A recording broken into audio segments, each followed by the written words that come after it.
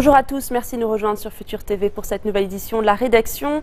On commence tout de suite le journal avec la crise libano-saoudienne. Rien ne va plus entre Beyrouth et Riyad. Après avoir suspendu les aides à l'armée libanaise, le gouvernement saoudien invite ses ressortissants à quitter le Liban. Et après Riyad et Bahreïn, c'est le Koweït qui fait la même demande à ses ressortissants au sein de la classe politique. C'est le branle-bas de combat pour convaincre le parrain du Golfe de ne pas lâcher l'État libanais. Vous le voyez à l'écran, Tamam Salam a ainsi reçu ce matin au Grand Sérail l'ambassadeur saoudien à Beyrouth. Le Premier ministre libanais a demandé à Ali Awad Assiri de transmettre un message au roi Salman. Les visites à l'ambassade d'Arabie Saoudite à Beyrouth se sont poursuivies encore aujourd'hui. Des visites qui ont pour objectif de montrer l'attachement du Liban à Riyad. Riyad qui a annoncé la semaine dernière la suspension de son plan d'aide de 4 milliards de dollars à l'armée libanaise. Le ministre de l'Intérieur s'est entretenu ce matin avec l'ambassadeur d'Arabie Saoudite au Liban, Ali Awad Assiri. Nohad Machnouk craint une aggravation de la crise entre les deux pays. On l'écoute.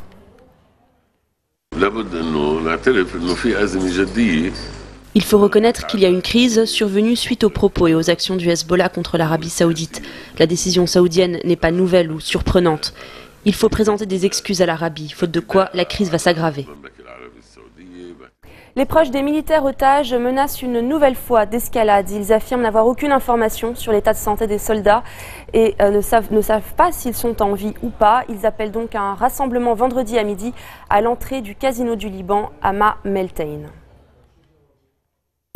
On en vient à présent à la crise des déchets. Sami Jmaïel s'est enquéri ce matin de la plainte qu'il avait déposée il y a 6 mois contre Suklin. Le chef du parti Kataeb s'est rendu au palais de justice où il a rencontré le procureur général près la cour de cassation, le juge Samir Hamoud. Sami Jmaïel s'en est pris à la justice dont il a déploré l'absence d'avancée sur ce dossier.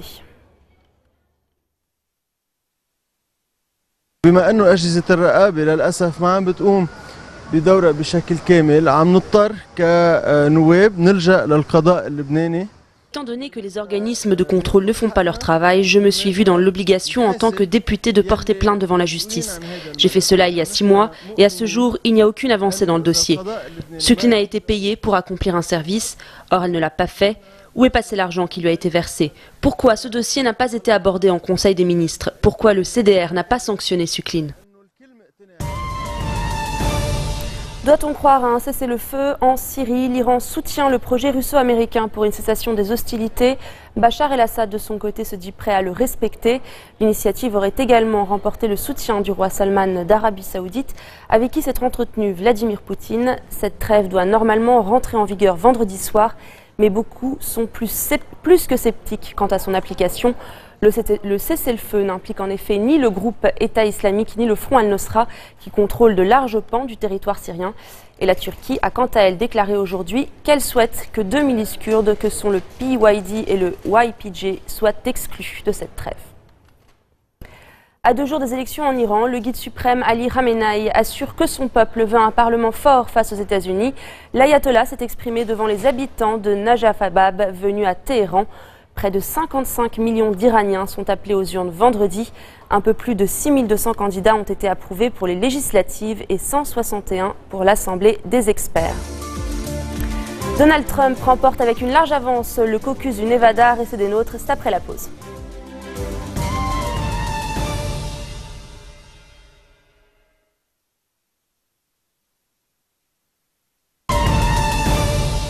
Aux États-Unis, c'est Donald Trump qui a remporté hier soir le caucus du Nevada avec une large avance selon les projections des médias américains.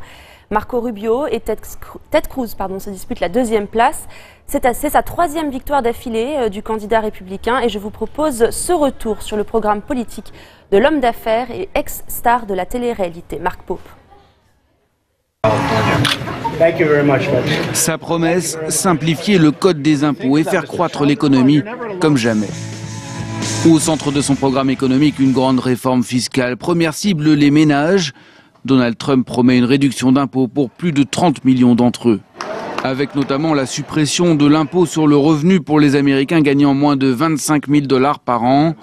Le taux supérieur d'imposition serait lui ramené de près de 40% des revenus à 25%. En revanche, un certain nombre de niches fiscales disparaîtraient. Même refrain côté entreprise. L'impôt sur les sociétés passerait de 35 à 15%. La taxe sur le capital serait elle aussi réduite. Pour financer ces baisses, Donald Trump n'hésite pas à recourir à des mesures protectionnistes. Visées en particulier la Chine et le Mexique.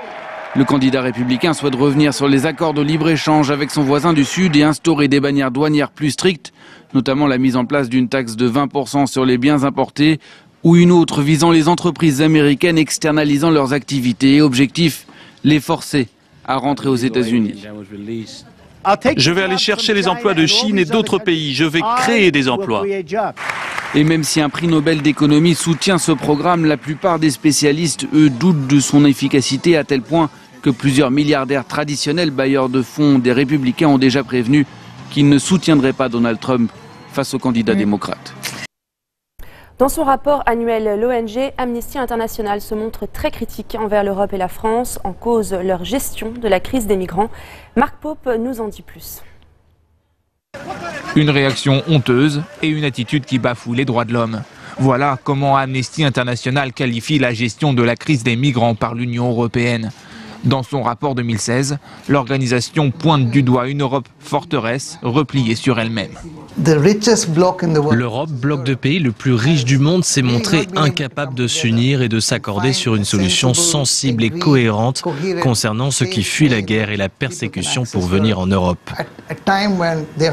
Donc je dirais que dans son ensemble, l'Europe a trahi les droits de l'homme, les migrants et les réfugiés. Plutôt habituée à fustiger les dictatures, l'organisation s'en prend donc cette année au vieux continent. Principale critique exposée dans le rapport, la suspension de l'espace Schengen avec le rétablissement des frontières, la Hongrie qui a refusé de participer à un effort pan-européen et surtout le plan d'action conjoint entre l'Union européenne et la Turquie signé en octobre. Un accord qui, selon l'ONG, externalise les contrôles migratoires de l'UE et permet à Ankara de poursuivre les violations des droits de l'homme dans son pays. Seul bon élève de l'Europe selon Amnesty, l'Allemagne. Pour l'ONG, Berlin est la seule capitale à avoir su faire preuve d'une volonté politique face à la crise migratoire, en accueillant plus d'1 million de réfugiés. Et c'est ainsi que se termine notre édition. Très bonne suite de programmes sur notre antenne.